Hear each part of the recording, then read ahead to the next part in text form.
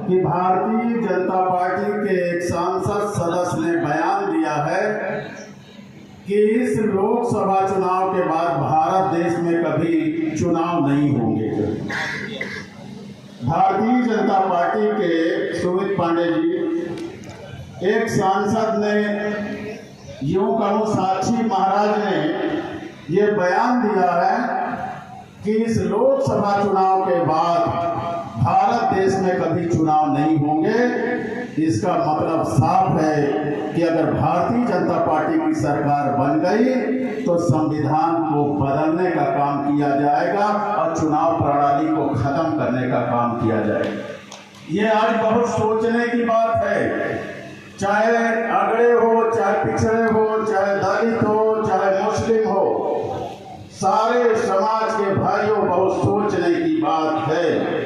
भारत देश में जो तानाशाही चल रही है, भारत देश में जो वसूली चल रही है, भारत देश में जो पूंजीपतियों की सरकार चल रही है, ये आज आपको सोचने की जरूरत है कि भारतीय जनता पार्टी को 10 साल के बाद मौका देना है और आपको या भारतीय जनता पार्टी को हराकर इंडिया गठबंधन की सरकार बनाने का काम करना है।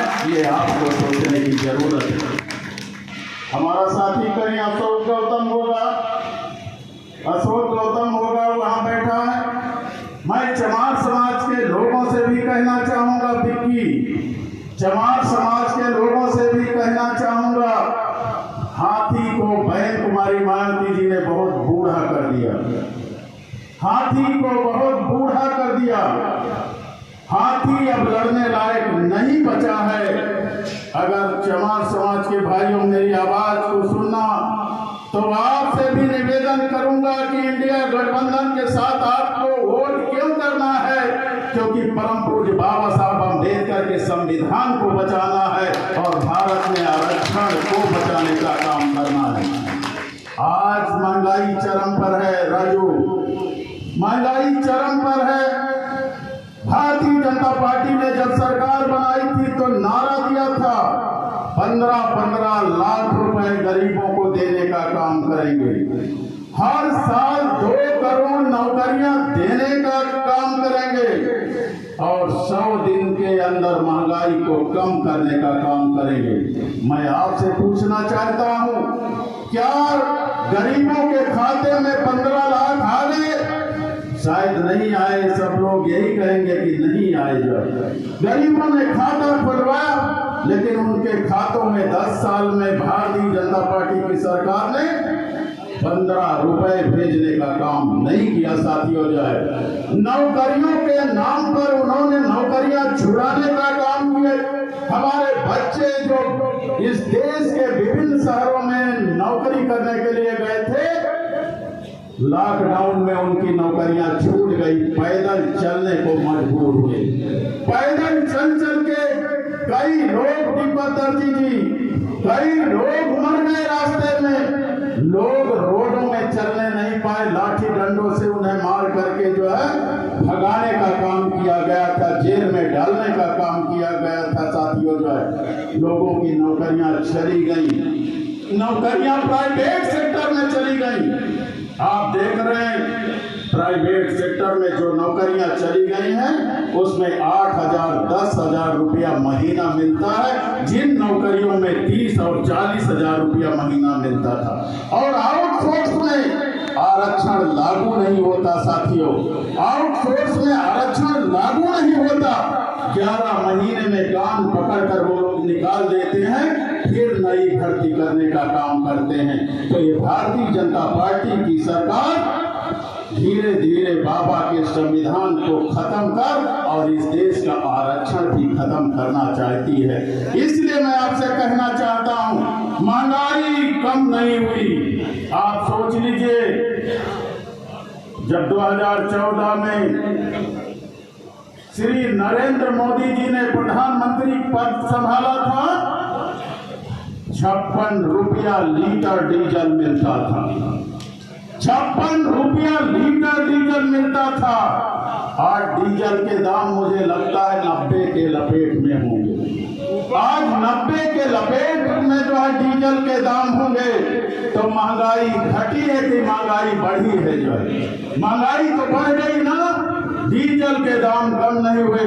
72 रुपया लीटर पेट्रोल मिलता था, अब मुझे लगता है आज की तारीख में 96 रुपया, कितना है, 96 रुपया लीटर पेट्रोल बिक रहा है। पहले गैस 450 की मिला करती थी, आज गैस 900 के ऊपर मिलती है। तो इसका मतलब कि इस देश में महंगाई बढ़ गई, कम होने के बजाय महंगाई बढ़ गई। गरीब को अपना घर चलाना मुश्किल हो रहा साथियों, नौकरियां मिल नहीं रही, जो है महंगाई आसमान पर है। और इसके बावजूद भी ये भारतीय जनता पार्टी की सरकार ने, आपको पता है, डबल राशन दे करके अपनी सरकार बनाने का काम किया। जब चुनाव आया था तो डबल राशन देकर अपनी सरकार बनाने का काम किया था, लेकिन आज क्या डबल राशन मिल रहा है? राजू, आज तो डबल राशन नहीं मिल रहा है, और जो राशन मिलता था उसमें बजरा मिल रहा है। हाँ बताओ जाए क्यों मौर्य जी, ये जो बाजरा मिल रहा है, बाजरा बताइए, बाजरा मिल रहा है और हर जगह भारतीय जनता पार्टी व्यापार करती है, हर जगह भारतीय जनता पार्टी व्यापार करती है। पप्पू शुक्ला जी, मुझे बताया गया है कि कोटेदार के यहाँ अब साबुन और नमक बेचवाया जा रहा है। क्या सही है? सही है ना? नमक, साबुन और नमक, इसका मतलब व्यापारियों का सामान भी बेचवाने का काम भारतीय जनता पार्टी गरीबों के यहाँ करती है साथियों। हर जगह निरमा भी बेचवाने का काम करती है। क्यों? क्योंकि पूंजीपतियों से, धन्ना सेठों से भारतीय जनता पार्टी चुनावी चंदा लेने का काम करती है। अभी हम धन्यवाद देना चाहेंगे, आभार प्रकट करना चाहेंगे भारत के उच्चतम न्यायालय के मुख्य न्यायाधीश जी को, डीवाई चंद्रचूड़ जी को, जिन्होंने सारी पार्टियों की कलई खोल कर रखने का काम किया। और उसमें भारतीय जनता पार्टी ने, अभी हमारे साथी कैलाश केसरवानी जी कह रहे थे कि इस देश में जितना चंदा पार्टियों के पास आया, आधा से ज्यादा चंदा, कई हजार करोड़ रुपया भारतीय जनता पार्टी ने लेने का काम किया साथियों। कोई पूंजीपति अपने जेब का रुपया देने का काम नहीं करता, पूंजीपति गरीबों से पैसा लूटने का काम करता है। पूंजीपति गरीबों से पैसा लूटने का काम करता है। किसान भाइयों, आप बताइए, यहाँ पर बैठे, पहले 50 किलो की यूरिया की बोरी होती थी, पहले 50 किलो की यूरिया की बोरी होती थी। यूरिया की बोरी में भारतीय जनता पार्टी की सरकार ने 10 किलो चोरी कर लिया, अब 40 किलो की यूरिया की बोरी हो गई। सही है? 40 किलो की यूरिया की बोरी हो गई और दाम आसमान पर है। तो ये पूंजीपतियों को कमवाने का काम भारतीय जनता पार्टी की सरकार कर रही साथियों। किसान की फसल आज बच नहीं रही है, छोटा जानवर उनकी फसलों को चरने का काम कर रहे हैं। मैं अभी कुछ दिन पहले विभाजी पढ़ा था, आपके इलाके में किसी पंडित जी को एक सांड ने पटक दिया, मर गए। मैं सही पढ़ा? हाँ, इधर मैंने पढ़ा था पेपर में, एक पंडित जी को पटक दिया जो है सांड ने, मर गए जो है। आज क्या है, गरीबों की जान लेने का काम सांड कर रहे हैं। लेकिन जो सांड गाय की बात करते हैं और सांड गाय को लगवाने और कटवाने में भी वो चंदा लेने का काम करते हैं। बताइए जो है, लगवाने और कटवाने में भी कासिम हुसैन जी जो है चंदा ले रहे हैं।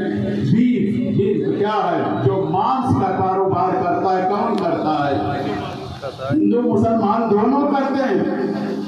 जहां पर गाय काटी जाती है, उस कंपनी के मालिक ने भी चंदा दिया। क्यों कैलाश भाई? हाँ, 250 500 करोड़ नहीं, ये कह रहे हैं 500 जो है, ये यासीन बताओ जो है। लेकिन चंदा लेने का काम किया, चंदा लेने का काम किया। अब मैं नाम नहीं लूंगा, नहीं तो उस बेचारे की दुकान बंद हो जाएगी। इसी क्षेत्र का एक जानवर का व्यापारी है, उसने कहा मंत्री जी,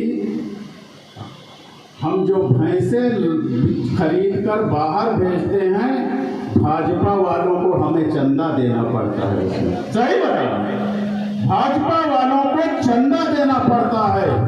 ये है इस भारत देश और प्रदेश में लुटेरी सरकार चल रही है। साथियों, क्या भ्रष्टाचार कम हुआ है? बताइए आप लोग। कॉलोनी में 20,000 रुपया घूस मांगी जाती है या नहीं? जो है मांगी जाती है ना। कॉलोनी में गरीब से 20,000 रुपया मांगी जाती है। साथियों, जो है ये है भारतीय जनता पार्टी की सरकार। थाने में दलाली, थाने में भ्रष्टाचार, ब्लॉक में भ्रष्टाचार, तहसील में भ्रष्टाचार, जिले में भ्रष्टाचार, चारों तरफ भ्रष्टाचार का आलम है। अब पूरे प्रदेश के अंदर, देश के अंदर, चाहे मणिपुर हो चाहे उत्तर प्रदेश हो, लोगों की हत्याएं हो रही हैं, बेटियों के साथ बलात्कार हो रहे हैं, बेटियों के साथ बलात्कार हो रहे हैं, हत्याएं हो रही हैं। आज मैं पेपर पढ़ रहा था, जो है कहीं ये मिस्री की तरफ एक साधु की हत्या हो गई। सही बात, मिस्री की तरफ एक साधु की हत्या हो गई। ये हाल है उत्तर प्रदेश का। साथियों, भाजपा जो कहती है उसका ठीक उल्टा करने का काम करती है। भाजपा जो कहती है उसको ठीक उल्टा करने का काम करती है। अभी हमारे साथी कह रहे थे, मुख्तार अंसारी जी को जहां देकर मार दिया गया। वो तो बहुत पहले से कहते थे कि मुझे जहां देकर जो है मारना चाहती है सरकार, लेकिन सरकार ने उनकी जेल को ट्रांसफर नहीं किया, उनकी बात को सुनने का काम नहीं किया। मैं इस मंच के माध्यम से कहना चाहूंगा कि वो दिन दूर नहीं है पप्पू शुक्ला जी, वो दिन दूर नहीं है।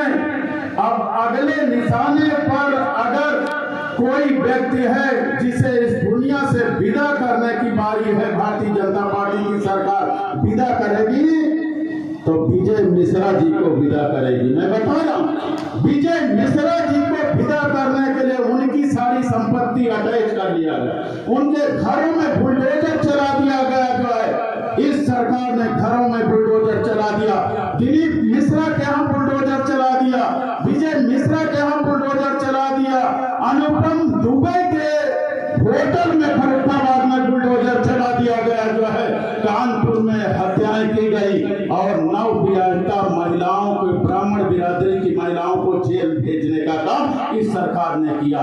लेकिन जो असली गुंडे हैं, जो असली गुनाहगार हैं, वो जेल की सलाखों के अंदर नहीं है, वो उत्तर प्रदेश में घूम रहे हैं। साथियों, तो इसलिए आपको सारे जात के लोगों, आपको जगना होगा, उठना होगा, सोचना होगा, विचारना होगा।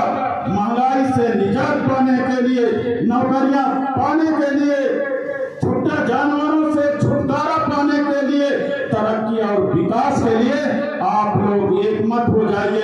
10 साल आप लोगों ने भारतीय जनता पार्टी को बहुत दे दिया है। 10 साल में भारत देश की जो है काया पलट जानी चाहिए। जिन लोगों ने गंगा मैया को साफ नहीं किया तो तुम्हारी जो है तरक्की करने का क्या काम करेंगे? यहीं पर मैंने देखा था, यहीं पर मैंने देखा था जो है गंगा यात्रा लोग यहीं पर दारा नगर और यहाँ पर कड़े में निकालने का काम किए थे कि गंगा मैया को हम साफ करें। क्या गंगा मैया साफ हुई है आज तक नहीं। सारा पैसा डकारने का काम कर दिए साथियों, सारा पैसा डकार गए, गंगा मैया साफ नहीं हुई। भारतीय जनता पार्टी भ्रष्टाचारियों की सरकार है। भारतीय जनता पार्टी की सरकार भ्रष्टाचारियों की सरकार है। इन्हें केवल विपक्ष के लोग भी भ्रष्टाचारी नजर आते हैं।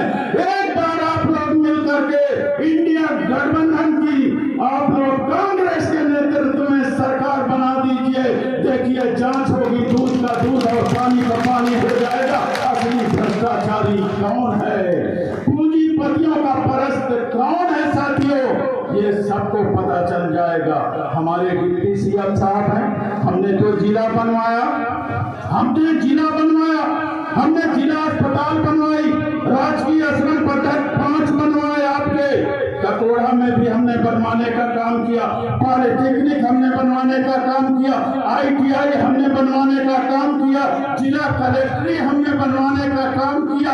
आपके ही आंगन में DMSP बैठे, आपकी फरियाद को सुने, जज साहब मंजनपुर में बैठे, इलाहाबाद तक जाने में आपका रुपया ना खर्चा हो, ये काम हमने करके दिखाने का काम किया था।